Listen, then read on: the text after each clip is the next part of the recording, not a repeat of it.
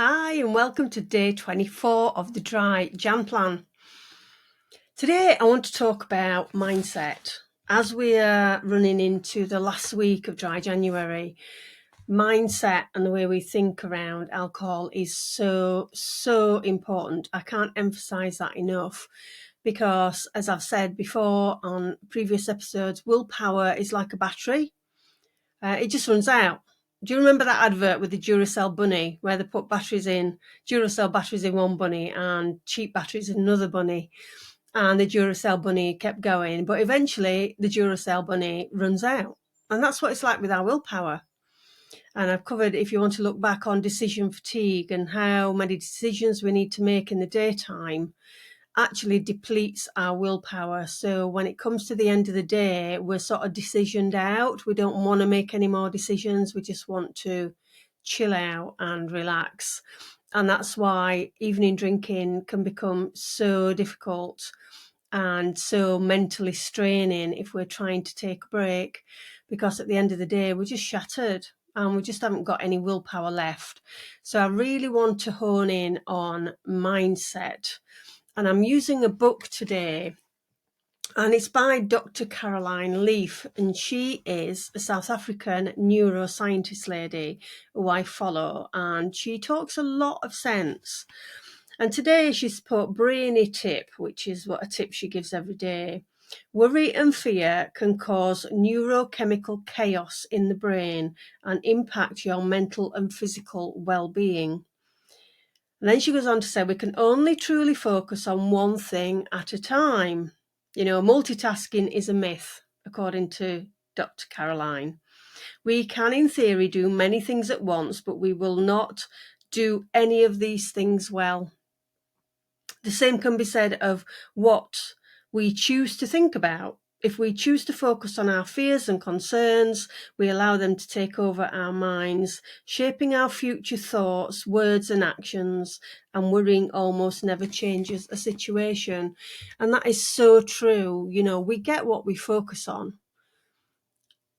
And we really do. Because if we're going to focus on the negativity of not drinking, we never say never. I never ever said I'm never going to drink again, ever. That just never happened. It was a gradual process for me. So wherever you are on your drinking journey, whether you've made it through towards the end of January or not, or even if you've had, a couple of episodes where you've been drinking, if you've stayed alcohol free for the most of January, then that is a massive achievement if this is the first time that you've taken a break. So thinking about multitasking, because in January it's like, right, I'm going to get to the gym, I'm going to give up eating cakes and biscuits, I'm not going to have any alcohol, and if you're a smoker, I'm going to try and stop smoking. And we pile all this pressure on, which is completely crazy because our poor mind doesn't know whether it's coming or going. So just focus on one thing, and hopefully Dry January has been the one thing you've focused on is looking at your drinking patterns and your drinking behaviour. So start thinking about those thoughts that pop in, especially as we're coming to the end of Dry January. You're probably going to be struggling with, am I going to drink again? How much am I going to drink? Am I just going to return back to how I was before? Am I going to drink more? Because often we feel like we've missed out. I know I certainly did. If I used to do Dry January or Sober October, I think I might have managed one Sober October, but I'm not even sure. And it was like catching up again. I would drink even more in November to catch up with everything that I'd missed out on in October, which was completely crazy when I think about it. So think about what your thought patterns are at the moment.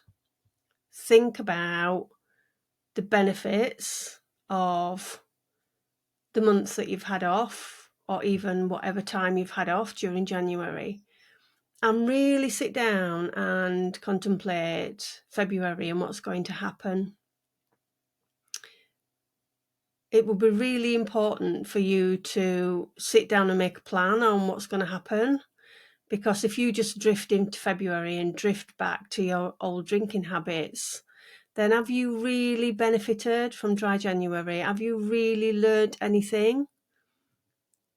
Because this whole podcast series on the dry Jan plan is really to educate you around your drinking patterns and really to sit and take a look at the changes that you want to make.